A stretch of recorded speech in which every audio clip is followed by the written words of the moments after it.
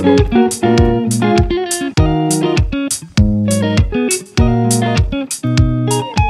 कैसे हैं आप सब? ज़रूर बताइएगा। एक बार फिर से आपका स्वागत है मेरे चैनल पर। मेरे चैनल का नाम है नेगी सरोज ब्लॉग।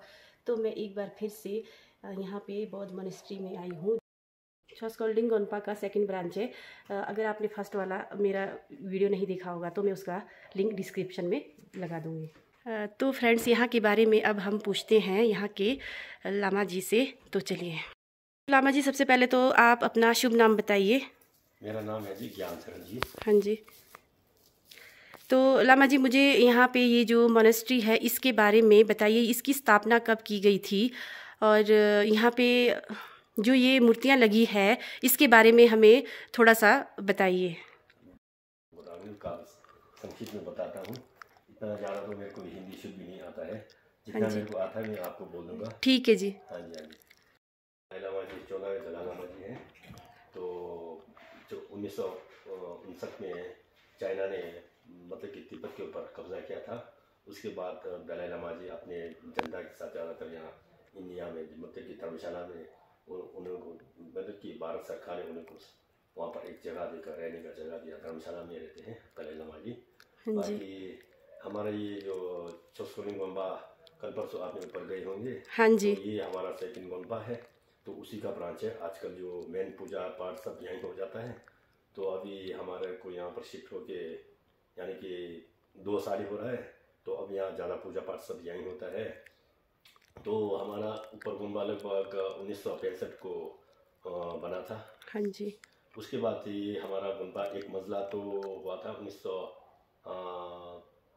1992-93 को एक थोड़ा सा बात बना था। उसके बाद फिर एक पहला मंजिला तो अभी मतलब कि 20-22 साल पहले हुआ था। उसके बाद जो दूसरा तीसरा चौथा वाला बिल्डिंग है तो ये हुआ था जी अभी आपको मतलब कि 8-9-10 साल हो गया। बीच में फिर कुछ प्रॉब्लम आ गई तो उसके समस्या के कारण पूरा कंप्लीट नहीं हो पाया। तो अब ये हमारे जो लगभग पूरा कंप्लीट हो ही गया है।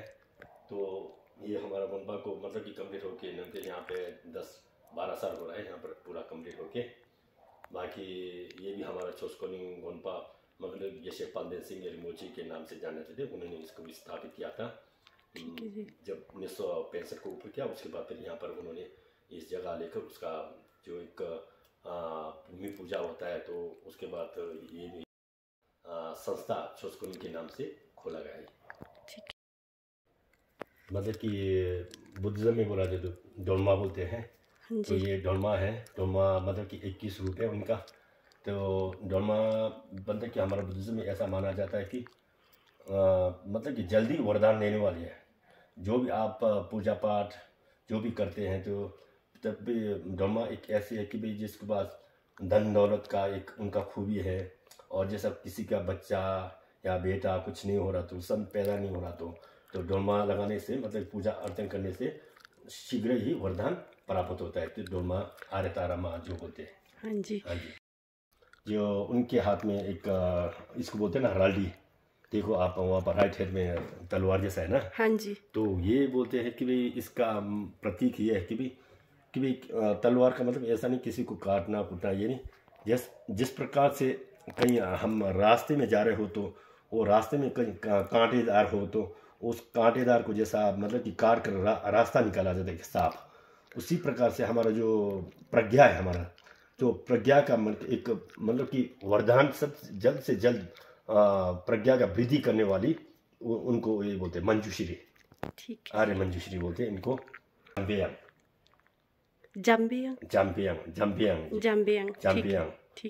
मतलब कि आपका जो प्रज्ञा होता है ना उसका काफ़ी वृद्धि होती है। तो सुबह सुबह इवन हमारे को ये बोलते हैं जब हम स्टार्टिंग में हम बुद्धिज़्म पढ़ते हैं तो कि हमारे गुरुजी ये बोलते हैं कि हमारा पता ना दीदी दीदी दीदी दीदी बोलने से मतलब कि हमारी प्रज्ञा जो है ना बढ़ती है। दिमाग यानी कि एक सरल भाषा में मतलब दिमाग बोलते हैं ना प्रज्ञा, तो वो वृद्धि मतलब बढ़ जाती है बोलते हैं।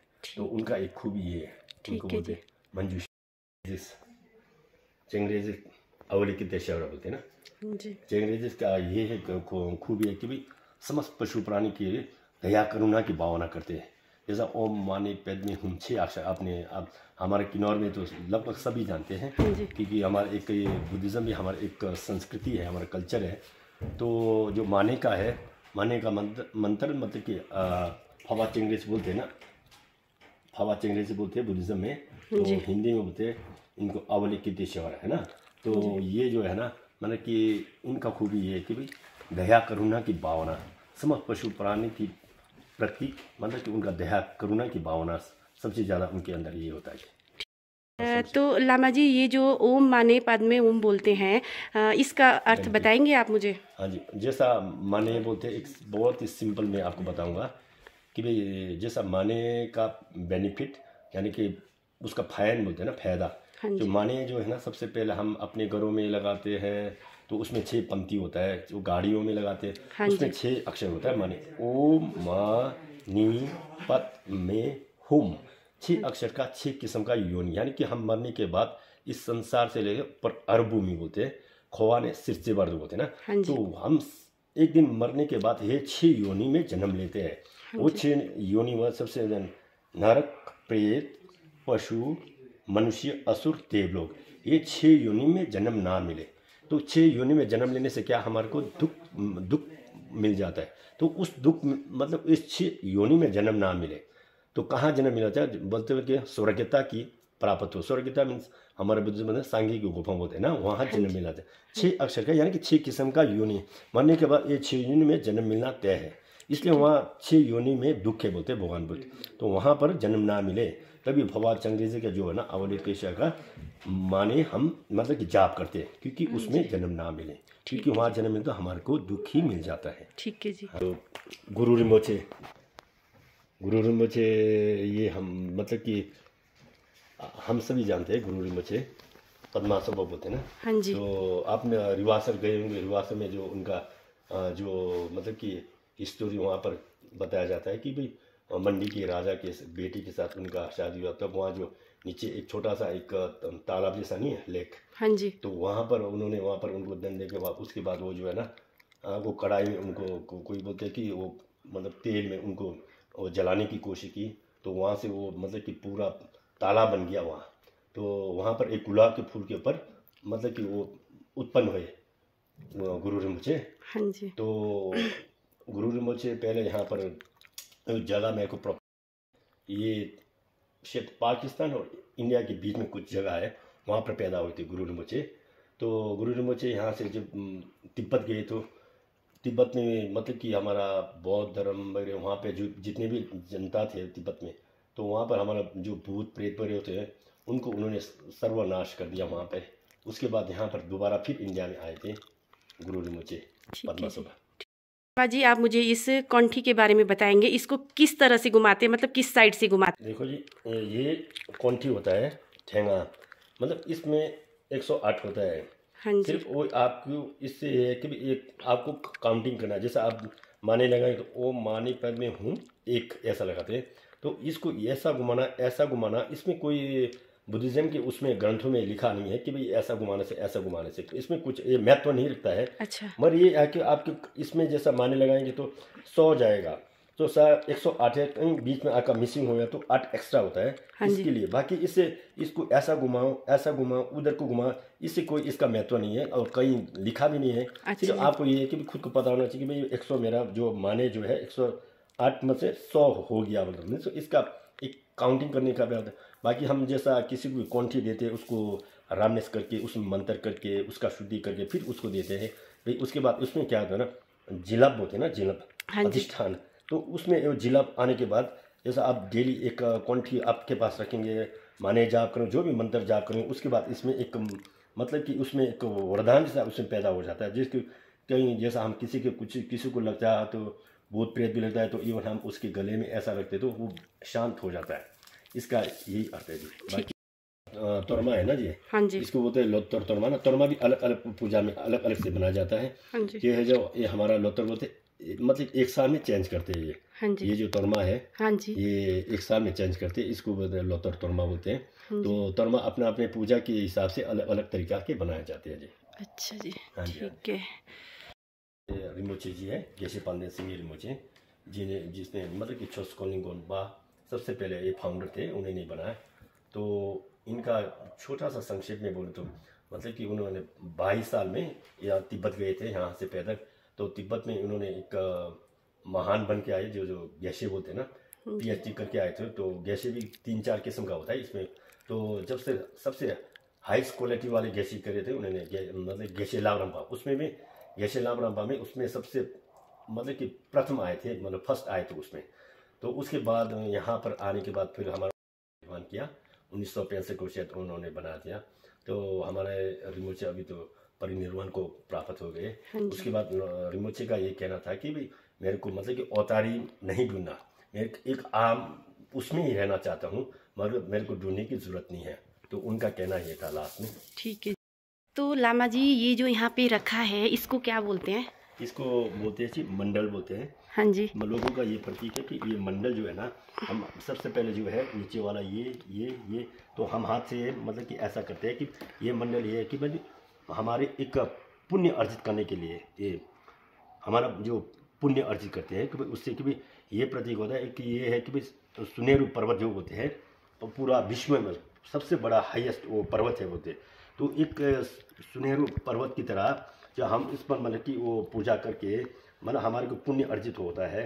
वो पुण्य अर्जित करने से हम मतलब कि जो 3 रत्न है, कौन जो सुन बोलते हैं ना 3 रत्न को, तो 3 रत्न को ये पूजा अर्जन करते हैं कि हमारे को समस्त पशु प्राणी का कल्याण हो जाए, सबका मतलब कि जो हम पुण्य कमा रहे उस पुण्य के जरिए से समस्त पशु प्राणी मतलब कि भूख ना रहे इस संसार, सभी को मतलब कम से कम मतलब 3 वक्त की ऐसा सभी को मतलब कि एक रोटी तक मिले और सबकी मतलब कि बोधिचित की उत्पन्न पैदा हो सब समस्त पशु प्राणी के अंदर, और कोई भूख ना रहे इस संसार में। तो पूजा मतलब ये जब हम ये मंडल को करते हैं तो हमारा सोच विचार ऐसा होना चाहिए कि मतलब सुनहरे पर्वत की तरह जो है उसको मैं मतलब कि 3 रत्न को अर्पित कर रहा हूँ, ये हमारा सोच होना चाहिए। ठीक। तो लामा जी आप मुझे ये बताएंगे जो यहाँ पे ये लिखा हुआ है ये कौन सी भाषा में लिखी जाती है? ये जितने भी ग्रंथ है या जो भी बुद्धिज्म में लिखा है ज़्यादातर हमारे यहाँ पर ये बोटी भाषा में लिखा है जी। ये सब बोटी भाषा है जी, जो अभी मैं आपको दिखा रहा हूँ ये सब बोटी भाषा है जी। तो लामा जी यहाँ पे जो रखा है इसके बारे में थोड़ा सा बताएंगे मुझे? मैं इसके बारे में संक्षेप में बताऊंगा।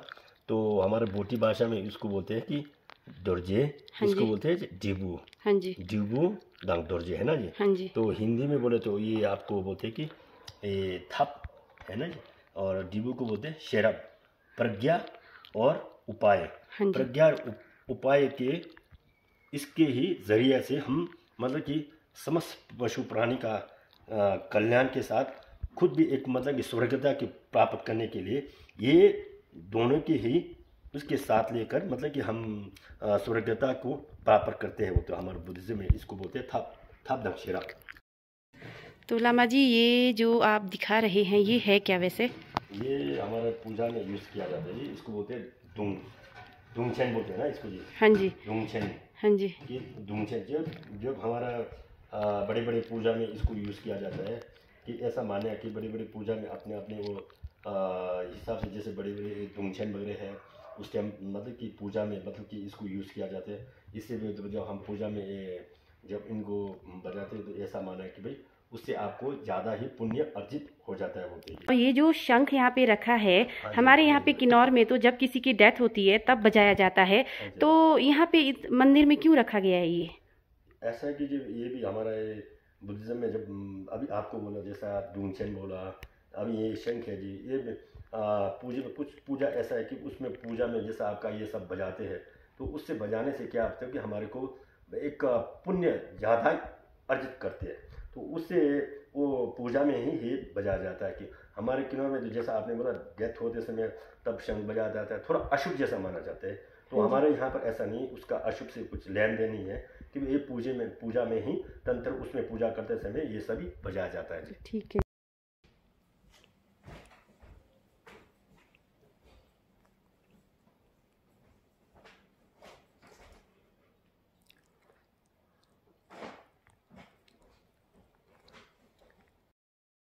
तो लामा जी सबसे पहले मैं आपका धन्यवाद करना चाहूँगी, आपने अपना टाइम निकाला और मुझे यहाँ के बारे में बताया।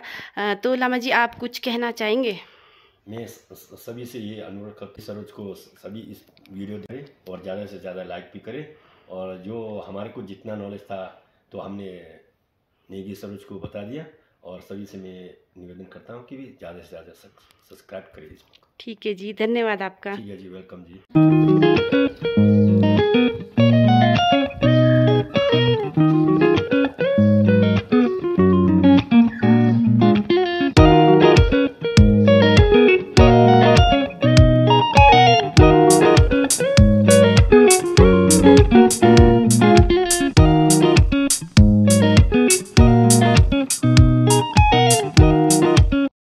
तो आज हम गए थे छोई कोलिंग सेवा संघ रिकांगपिओ, जो छोई कोलिंग सेवा संघ ब्रेलिंगी का भी ब्रांच है। तो आज का वीडियो आपको कैसा लगा ज़रूर बताइएगा। नए हो तो प्लीज़ सब्सक्राइब कीजिए, लाइक कीजिए, शेयर कीजिए। मुझे आप सबकी सपोर्ट की बहुत ज़्यादा ज़रूरत है। धन्यवाद।